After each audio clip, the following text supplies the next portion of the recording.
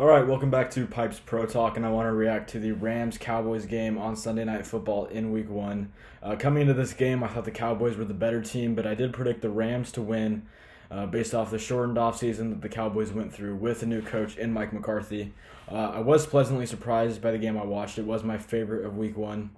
For the Cowboys, the game plan was clearly to feed Zeke and get him involved however they could, especially considering the secondary they were facing, including Jalen Ramsey at corner and Taylor Rapp next to John Johnson at safety. America's team were able to get some of the attention off Amari Cooper, CeeDee Lamb, and Michael Gallup by feeding both Ezekiel Elliott and Tony Pollard in the passing game. Doing this meant a lot, especially in the second half where the Cowboys receivers were more often open because the Rams had to put a player in the box to stop the run. In the passing game, Dak Prescott looked pretty good, putting up 266 yards and a touchdown, but ultimately the running game was working for the Cowboys, and that's where they went in key areas. Amari Cooper looked good on 10 catches for 81 yards, which is impressive considering for most of the night he had one of the league's best corners in Jalen Ramsey covering him. The Cowboys are an explosive offense who faced a very solid defense, and ultimately the pass rush was too intense in key situations on Sunday night. Michael Brockers, Aaron Donald, and Leonard Floyd all got sacks on an offensive line that missed Travis Frederick, the center, due to retirement, and La'el Collins, the right tackle, who was on the IR. I like what I saw from the defense for the Dallas Cowboys, though. Trevon Diggs was getting first-round hype early in the draft process, but his stock dropped as we got closer and closer to April 23rd. He was taken by the Cowboys in the second round, but he looked like a first-rounder out there making key plays, including a big third-down stop on Malcolm Brown. Jalen Smith looked good out there, but later in the game it was clear the Cowboys were missing Leighton Vander Esch, who was lost early in the game due to a collarbone injury. For the Rams, they started well and scored on their first drive, and it looked like the 2018 Rams with how they attacked the game. It all started with Cam Akers at running back, who started well and set up play-action opportunities for the Rams, just how Gurley and the offense did in the year they went to the Super Bowl. Then came Malcolm Brown, who the Rams relied on heavily at the goal line on third down, and in most key moments of the game. He looked very good. His play is not being talked about enough. He carried the ball 18 times for 79 yards and 2 touchdowns and was the difference maker in this game, in my opinion. His job certainly got easier, though, after Leighton Vander Esch left the game. But this is the type of football that Sean McVay wants. Run the ball down the other team's throat, and then when they're expecting the run again, fake it and throw it over the top for a long touchdown to Robert Woods or Cooper Kupp. But the Rams struggled with this concept last year when Todd Gurley was still the team's main running back. They had to pay him even though his production went way down because they were paying him so much. I felt like they were kind of required to pay him because of the cap hit he was entitled to. Now that they have Cam Akers and Malcolm Brown as a 1-2 punch, I think Rams fans should be excited again. In their passing attack, I thought the Rams looked good. Jared Goff had a lot of passing yards but put up no touchdowns due to the effectiveness of Malcolm Brown in the red zone, who, like I said, had 2 touchdowns.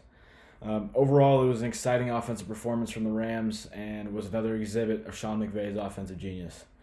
On defense, there was so much to talk about. The Rams have an underrated secondary with a young safety duo that I'm really excited about in John Johnson and Taylor Rapp, without even mentioning all-pro corner Jalen Ramsey, who just got a new contract extension.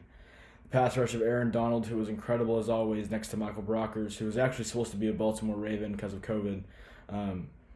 But that fell through because he wasn't able to get out there for a workout. So he was kind of a gift, and he ended up getting a sack. And Leonard Floyd, the new addition. Those three are going to give teams problems all season long. What I really want to talk about is the play that gave the Rams the W. Not a Jared Goff pass or a Malcolm Brown touchdown or a play on defense. But the offensive pass interference call for the Cowboys on Michael Gallup versus Jalen Ramsey. And if it's not obvious, in my opinion, with pass interference, is if it's not obvious, don't call it, and it wasn't obvious at all. Football is a contact sport. It's a violent sport. It's a sport built on contact. And if there's a little tussling between two solid players, let it happen. It's what the fans want to see. There was a second where Michael Gallup's hand was fully extended, which is why they called it. But for a guy that is an incredible corner, getting a little extension might be a little bit of an unfair advantage. But Jalen Ramsey really sold it well. I mean, you could see the hamsters running in his head when he made the decision to fake, because Michael Gallup hits him, and Jalen Ramsey's head kind of flies back like seconds later. In the slow-mo, it was obvious that the extending of the arm did not affect him until he decided to let it affect him and let the ref see. It's just a veteran play on a young player that ultimately was the difference in this game. If it's not obvious, don't call it, and this one wasn't obvious at all in my book. Like I said, Jalen Ramsey just knows how to manipulate the refs as a veteran player. I think they tussled at the top of the route when the ball was in the air, and Michael Gallup caught a ball which would have changed the outcome of the game or sent it to overtime, which would have been great and fair. The scoreline would have for sure been different, and maybe the winner as well. A sad ending to a great game, but the Rams beat the Cowboys in a fun one, and I think both teams are going to be successful this year, and both teams are going to be in that playoff hunt. I think the Cowboys have an easier road to the playoffs, just divisional-wise. But yeah, I think the Rams did deserve to win, so I guess however it happens is just at the end of the day. But kind of a sucky end to what was my favorite game of Week 1. And that's my thoughts on the Rams Cowboys.